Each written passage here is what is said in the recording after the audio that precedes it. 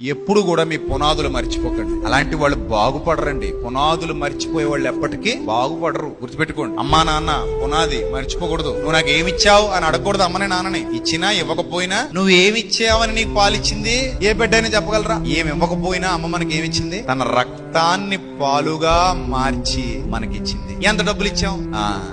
ఆ మాట దగ్గరే మనం సగం తెచ్చాం. ఏమిచ్చావని నీకు పాలిచ్చింది అంటేనే మన దగ్గర ఏమి లేదు, ఆన్సర్ లేదు. ఇంకా అక్కడి నుంచి మాట్లాడుకుంటూ వెళ్ళిపోతే నువ్వు ఏమిచ్చావని నీ కోసం నైట్ డ్యూటీలు చేసింది. నైట్ డ్యూటీలు అంటే రాత్రంతా నిద్రపోకుండా నీ కోసం కాసిన కాపలా. నీకు ఏదైనా జ్వరం వచ్చిందనుకో, నేను హాస్పిటల్కి తీసుకెళ్లాలనుకో, రాత్రంతా నీ పక్కన కూర్చొని తన చేతులతో నిన్ను నిమురుతూ నీకేం చేసింది, ఎంత చేసింది. ఇప్పుడు నువ్వు లెక్కలు మాట్లాడతావా?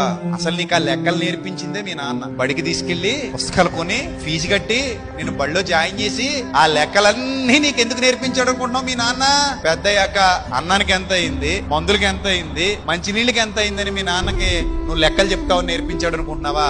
నీకు లెక్కలు నువ్వు ఏమిచ్చావని మీ కోసం మీ నాన్న రెక్కలు మొక్కలు చేసుకున్నాడు చెప్పు.